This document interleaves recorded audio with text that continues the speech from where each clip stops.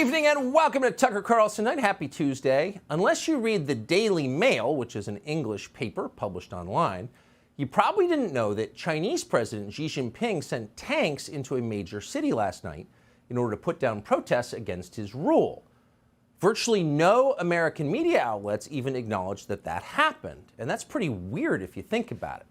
Imagine, for example, that Hungarian leader Viktor Orban put tanks into Budapest to crush his political opponents. Would our media notice? Oh, yeah, they would. It'd be on the front page of the New York Times. Morning Joe would lead with it. And keep in mind that Hungary is a very small country. It's got a GDP smaller than South Dakota's. China, by profound contrast, has the biggest economy in the world. China's our main global rival. It's a highly significant place.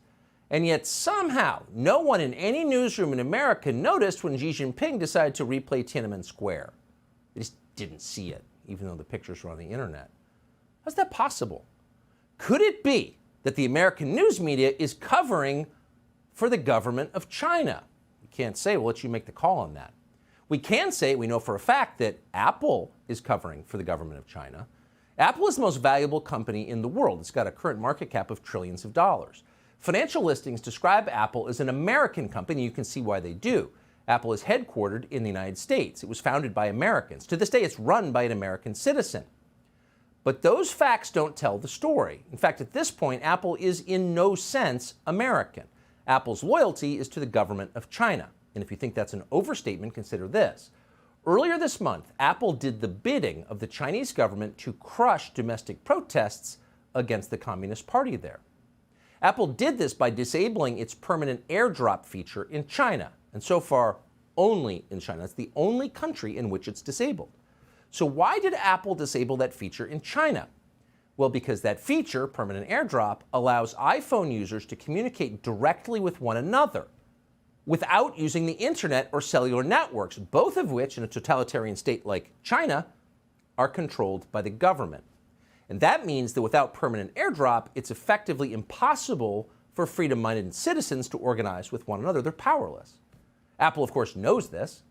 And that's why when iPhone users in China began using permanent airdrop to complain about the Communist Party, Apple just shut it down. In other words, and again, this is not an overstatement, Apple is now an active collaborator with China's murderous police state. When tanks roll into a Chinese city, Apple is rooting for the tanks. Well, for a company based outside San Jose, this seems like a big step. Becoming a partner with a Chinese police state? Yes. And yet, once again, this fact received virtually no coverage in the United States. Apple's decision to side with the oppressors over the oppressed, Apple's decision to actively help America's enemies, to hurt ordinary people seeking freedom, it just wasn't news in the view of the New York Times. Not that you should be surprised by it. Apple has been sucking up to the Communist Party of China for many years. Watch this clip from 2017 of the company's CEO, Tim Cook. China's done an unbelievable job of lifting people out of poverty. They've done an incredible job, I mean, far beyond what any country has done. We were talking about mid-90s to today. The biggest change is the number of people that have been pulled out of poverty, by far. And we should all applaud that. And we should all feel good about it. And so there are, in the environmental leadership today is very clear, and it aligns completely with Apple's values. The Chinese environmental leaders, yes, the government. Yes, I mean, they're very fixated on doing the right things to avert climate change. Oh, a very clever pastiche of half-truths and lies. So, in the first category, it is true that China is far richer than it was 30 years ago. That's indisputable. But what Tim Cook doesn't mention is that much of the money, and virtually all of the technology, a large proportion of which was stolen, came from the United States. So that's a debatable claim at best. But environmental leadership from China, that is not a debatable claim. Tim Cook is telling us in that clip with a straight face that the Chinese government is a model for environmental stewardship. And that is completely ludicrous. China is the opposite of that. It's the greatest offender against the environment. China is the biggest polluter in the world by far. No country comes close. Not just in carbon emissions, they're building new coal plants, but in plastics in the ocean, in heavy metals in the ground, polluting the land and the water, China leads the pack. No one's close. That's widely known, so if you're claiming otherwise, you're just lying, which Tim Cook absolutely is. But the question is, why is he lying? Why does Apple as a company and its CEO in that clip and many others feel the need to cover for the Chinese Communist Party? Why does it feel the need to help the Chinese Communist Party oppress its own citizens? Those are good questions.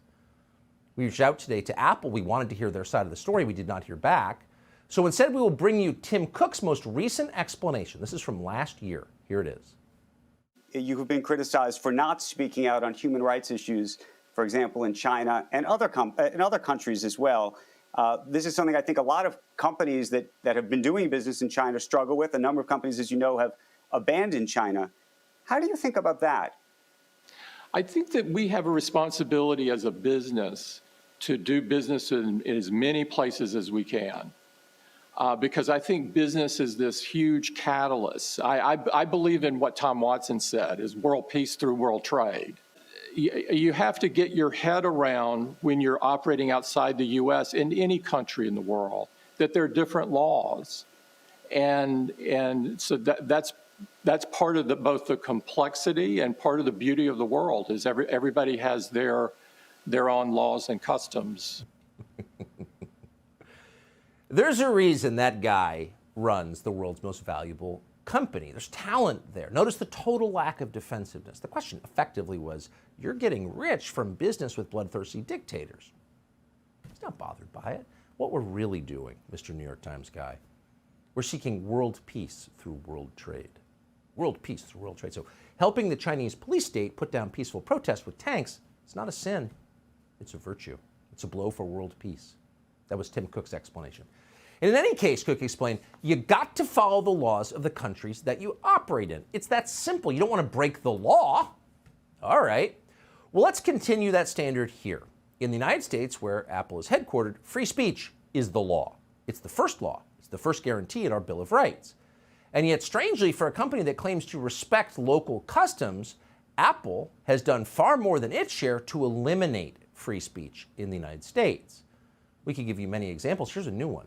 In the middle of the COVID pandemic, a small video sharing site called Odyssey was trying to get approval to be listed on Apple's App Store. The App Store is one of the most powerful things that Apple has. For many people, the app is the portal to the company who's making the app. So for a startup like Odyssey, getting on the App Store was an essential step. Roughly half of the adults in the United States use iPhones. So if you're not on the App Store, you're shafted. But Apple was hesitant to allow Odyssey on the App Store. Why? Well, because unlike YouTube, owned by Google, Odyssey allowed its users to search for information on the origins of COVID and the Wuhan Institute of Virology. Oh, if you used Odyssey, you might know that the patron of Apple was in fact responsible for the COVID pandemic. So users of Odyssey could search for videos challenging also the effectiveness of the COVID vaccines and stopping transmission of the virus.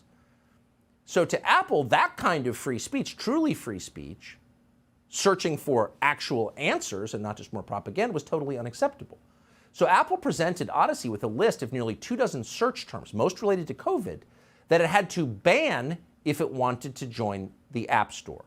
Your users cannot know this if you want to participate in our monopoly.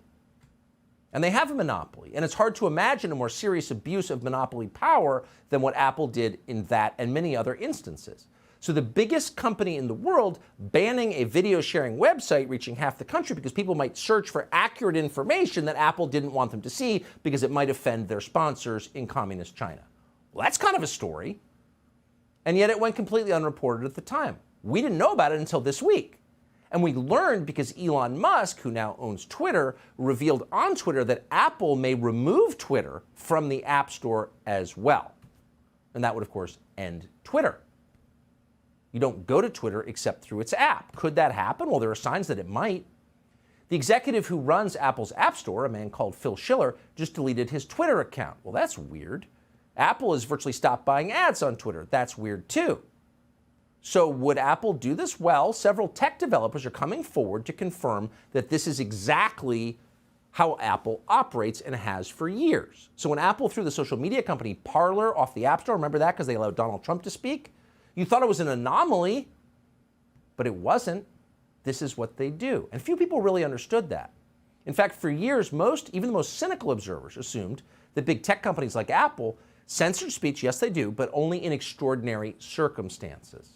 Oh no, they do it all the time. In fact, Apple engages in large-scale secretive censorship. And always and everywhere, Apple helps the Chinese government. So preventing American citizens from saying what they believe or getting to the truth about something while bolstering the power of one of the most repressive governments in the world. This summer, for example, an FTC commissioner called Brendan Carr went to Apple about TikTok. TikTok was and is on the App Store. No threat of TikTok being kicked off. And the FTC commissioner told Apple that TikTok was likely harvesting private user data from hundreds of millions of Americans and sending those data back to China. Now, Apple must have known that what Carr was telling them was likely true, but Apple ignored him anyway and did nothing. So step back and consider the priorities, Apple's priorities that are on stark display here. Twitter must be silenced because it allows Americans to exercise their birthright, which is free speech, a prerequisite for a free society and a democracy. But TikTok must be protected because the Chinese government uses TikTok as a tool of espionage.